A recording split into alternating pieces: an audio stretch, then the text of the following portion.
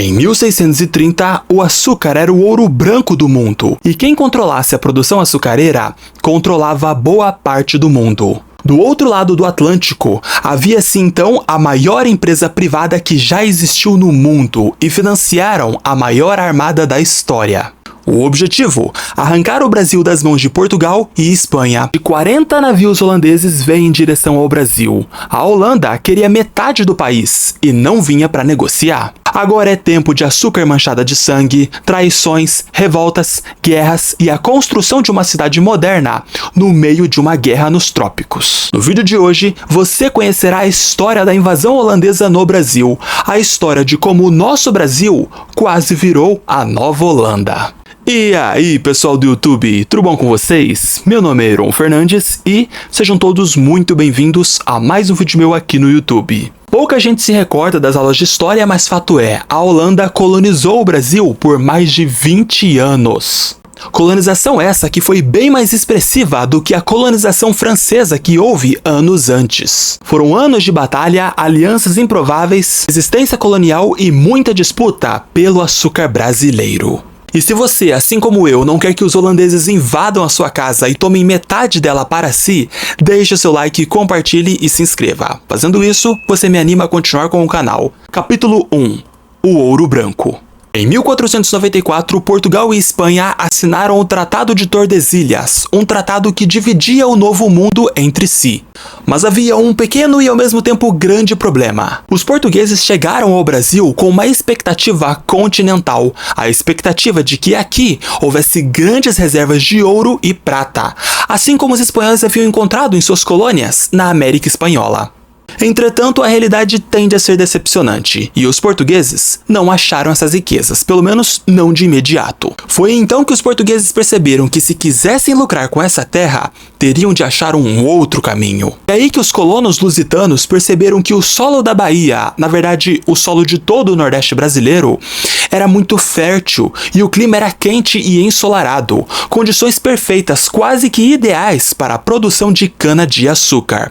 Aqui vai uma curiosidade para vocês. Muita gente não sabe, mas antes dos europeus, não havia cana-de-açúcar no Brasil. Isso veio com os portugueses. Já estavam muito acostumados a plantar cana-de-açúcar nas ilhas no Atlântico ou em partes da África. O açúcar era muito caro, valia uma nota sinistra na Europa.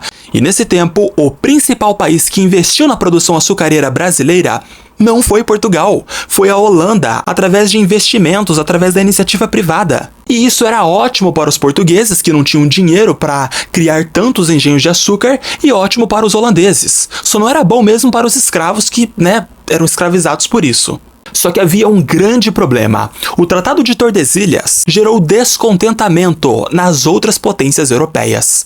A primeira que reclamou foi a França. Inicialmente, os franceses vieram para o Brasil para fazer saques e quando perceberam o tamanho do lucro, voltaram para colonizar o Brasil através de dois projetos, a França Antártica e a França Equinocial. A primeira reação portuguesa a isso foi uma forma de administração e de defesa, que surgiu com as capitanias hereditárias. Só que a maioria das capitanias deram errado, e deram tão errado, mas tão errado, que isso nem atrapalhou os negócios franceses por aqui.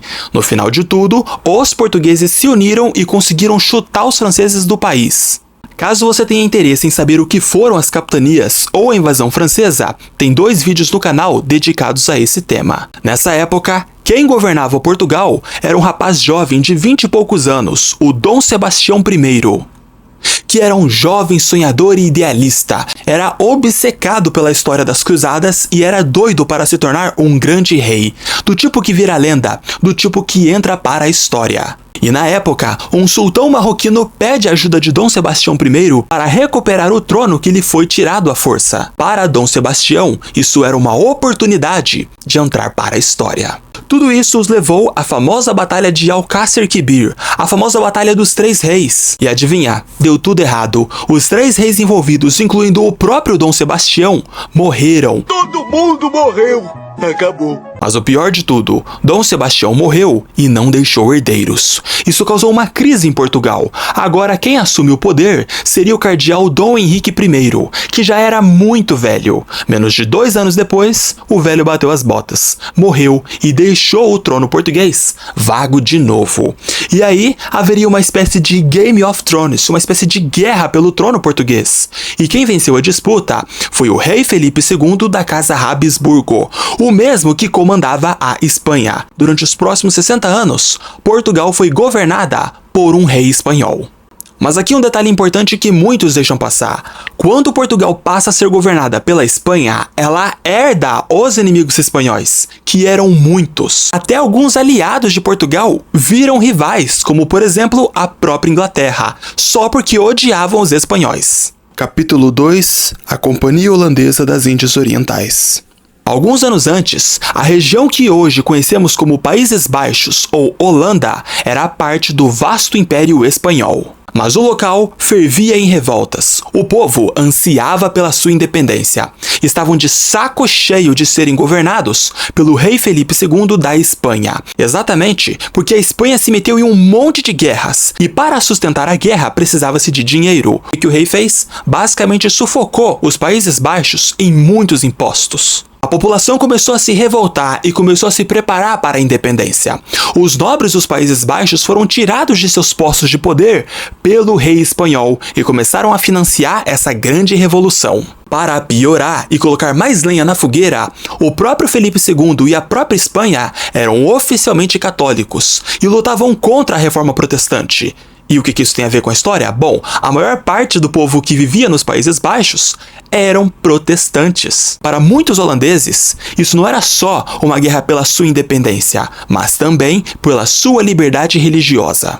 O resultado, a Guerra dos 80 Anos, onde a Holanda lutou contra a Espanha para ser independente. No final de tudo, a Holanda venceria, apesar que teve que continuar lutando contra a Espanha alguns anos depois. No norte, várias províncias se uniram e formaram a República das Províncias Unidas, dando origem ao que hoje conhecemos como Países Baixos, ou Holanda. E os holandeses não perderam tempo. Mal conquistaram sua independência e logo ali no começo do século XVII se lançaram aos mares, desafiaram tempestades e grandes impérios. Tudo para entrar no comércio das grandes navegações. Em 1602, foi criado a Companhia Holandesa das Índias Orientais, que vamos chamar aqui de VOC Oriental. A VOC Oriental se tornou a empresa mais poderosa de toda a história humana. O objetivo da VOC Oriental era estabelecer postos comerciais na África e na Ásia. Na prática, eles começaram trazendo especiarias de regiões asiáticas como a China e a Indonésia, e partes da África também, e começaram a revender na Europa e começaram a lucrar muito. Só que agora queriam ainda mais dinheiro e queriam expandir a sua influência para o outro lado do mundo, no Ocidente. Por isso, em 1621, o rei holandês criou a Companhia Holandesa das Índias Ocidentais, a VOC Ocidental. Mas por que a VOC Oriental foi a empresa mais poderosa da história? Foi a empresa mais valiosa do planeta. Só para vocês terem uma noção, em seu auge, ela pode ter valido 8,2 trilhões de dólares americanos. Convertendo em real, isso dá um total de 41,3 trilhões de reais brasileiros. É muita grana, gente. Essa empresa era tão grande e tão monstruosa e tinha tanto poder que sozinhos eram capazes de cunhar moedas, declarar guerras e fazer paz. Tudo sem autorização do rei. Por que tinham tanta liberdade? Por que tinham tanto poder?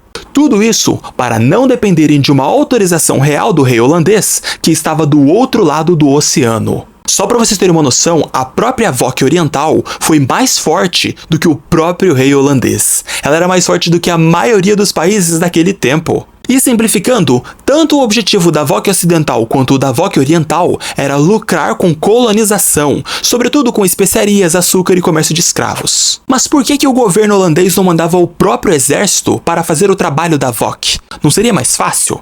A resposta curta, não. Definitivamente não seria mais fácil.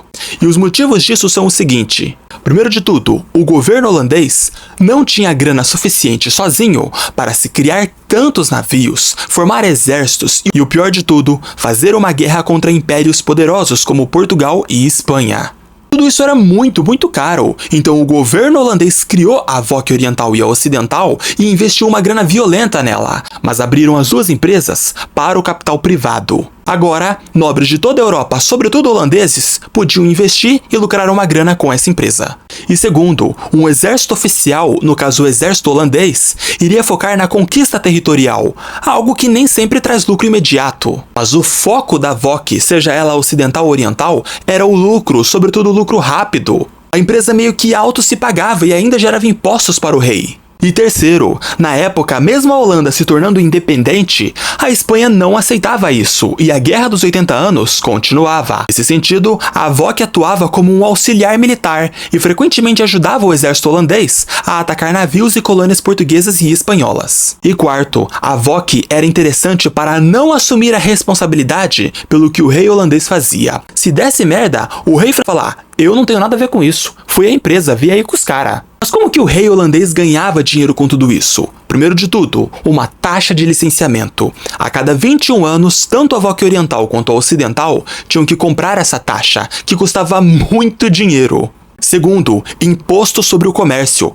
Cada especiaria trazida para a Holanda tinha basicamente uma taxa que ia para o governo. Terceiro, a família Orange-Nassau, que era a mesma família que governava a Holanda, da Casa Real Holandesa, era também a principal acionista da VOC. Ou seja, meio que os governantes da Holanda e a empresa privada meio que se relacionavam e lucravam juntos. Essa relação de simbiose era tão forte e tão bizarra que era muito difícil entender onde começava o Estado e onde terminava a empresa. Era uma coisa que praticamente misturada. Só para vocês terem uma ideia, no auge do poderio da VOC oriental, ela teve mais de 150 navios mercantes, mais de 50 navios militares e mais de 10 mil soldados trabalhando para eles. Se a VOC oriental existisse hoje, ela muito provavelmente seria mais poderosa do que a Saudi Aramco, a grande empresa de petróleo das Arábias, e até mais forte do que as Big Techs como a Apple, Microsoft, Google e por aí vai. Mas se os holandeses lucravam tanto com os engenhos de açúcar, por que invadiram o Brasil?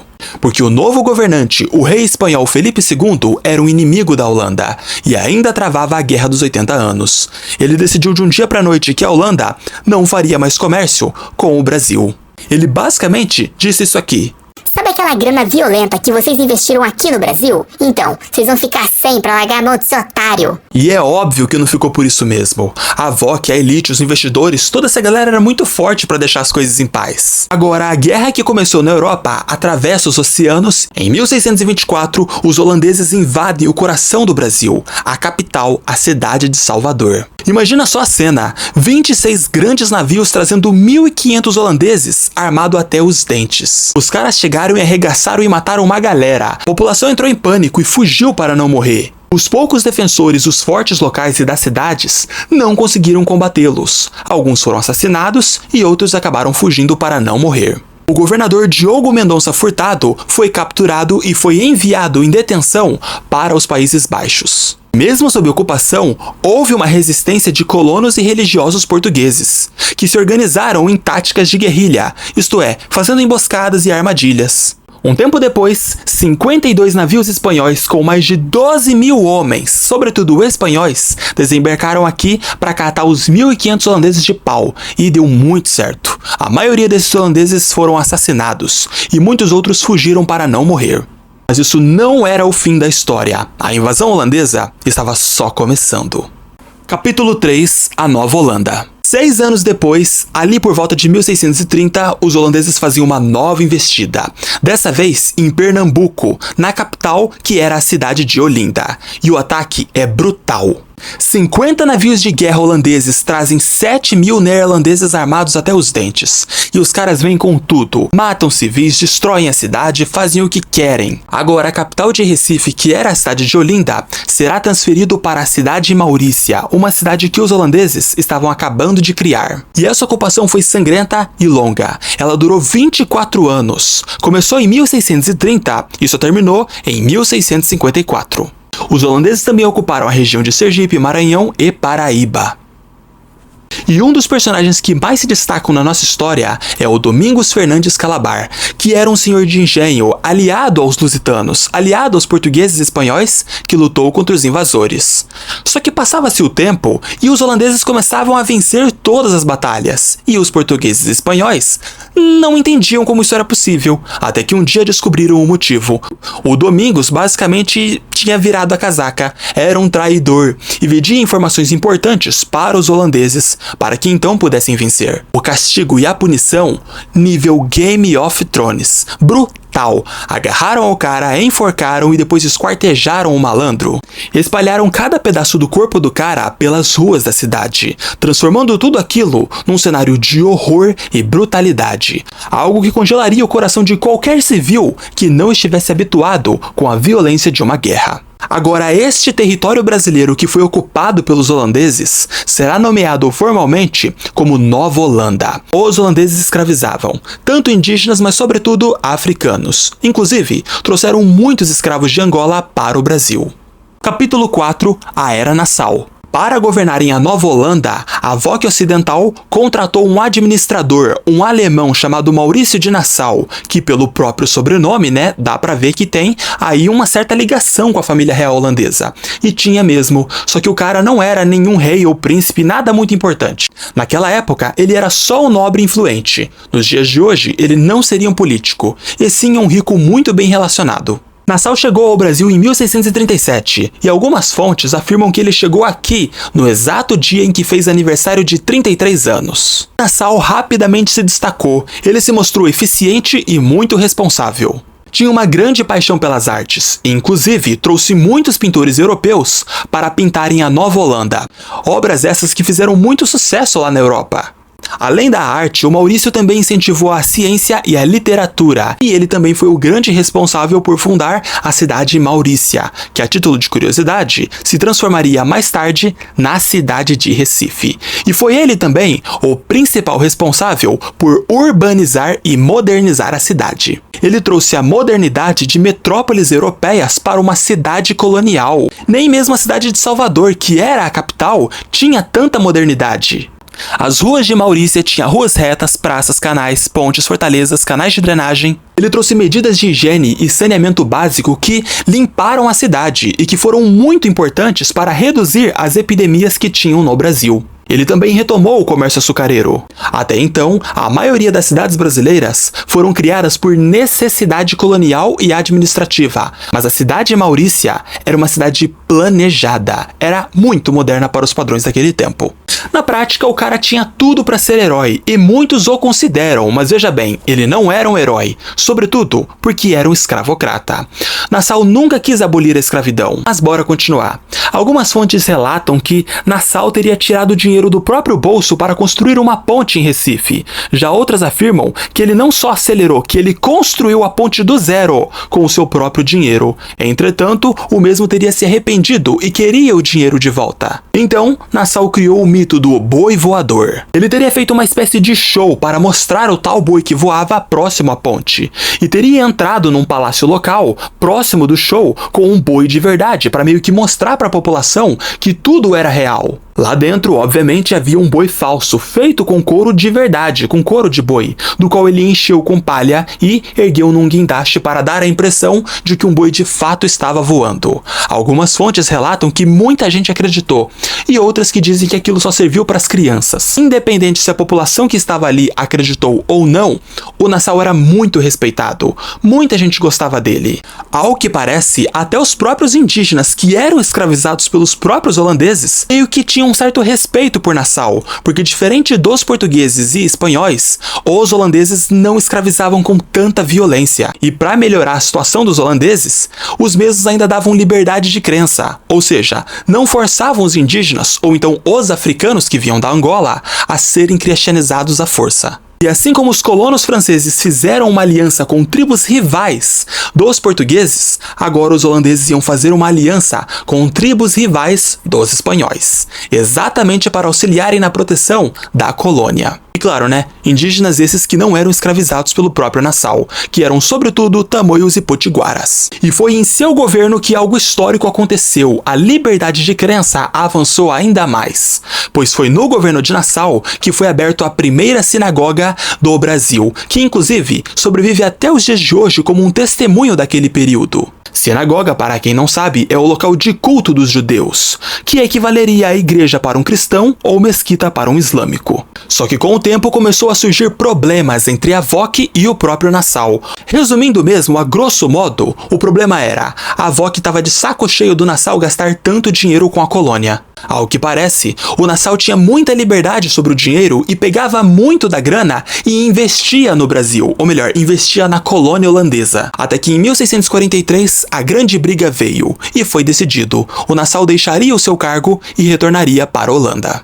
3 anos antes, a União Ibérica chegou ao fim. Os portugueses travaram a Guerra da Restauração contra os espanhóis e venceram. Agora Portugal recuperava sua independência e seria governado por um rei português, no caso da dinastia Bragança.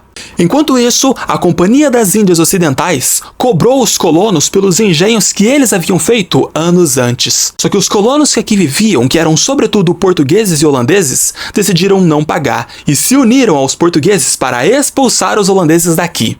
A expulsão dos holandeses não foi simples, não foi fácil e muito menos rápido. Assim começou a Insurreição Pernambucana, um levante que mudou a história de Pernambuco e do Brasil para sempre. Depois de anos de ocupação e muitas batalhas, os holandeses foram obrigados a deixar o país em 1654. Mas eles não saíram por boa vontade não, muito pelo contrário. Os holandeses só saíram do Brasil porque foram derrotados nas famosas batalhas dos Guararapes, onde portugueses e colonos unidos se mostraram que não iriam tolerar os holandeses aqui. E tudo isso é muito curioso, porque se o português, que era um colonizador, se sentia invadido, roubado e lesado pelos holandeses, você imagina como é que um escravo africano, que foi trazido da África para o Brasil, não se sentia? Ou melhor, como é que o indígena brasileiro não se sentia vendo duas potências europeias disputarem o território que era dele? Só que os holandeses não deixaram barato. Alguns anos depois, começaram a produção de açúcar nas Antilhas, o que mais tarde seria decisivo para colocar o fim no ciclo açucareiro. Na prática, não é que Portugal deixou de produzir açúcar, mas o açúcar deixou de ser a principal atividade econômica, exatamente por conta dos holandeses. A paz só vigorou mesmo entre essas duas nações em 1661, com o Tratado de Haia, que basicamente fez com que a Holanda reconhecesse a soberania portuguesa sobre o Brasil. Como compensação, Portugal concordou em pagar cerca de 4 milhões de cruzados para a Holanda, pelas percas que os holandeses tiveram na guerra. Fazendo isso, eles selaram um dos capítulos mais conturbados e estranhos de toda a história brasileira. Enfim, pessoal, esse daqui foi o vídeo de hoje. Eu espero de coração que vocês tenham gostado e que tenham curtido. E se foi o caso, por favor, deixe o seu like, compartilhe e se inscreva. Fazendo isso, você me ajuda a manter este canal. Esse foi o vídeo de hoje e até mais, pessoal. É nóis e fui!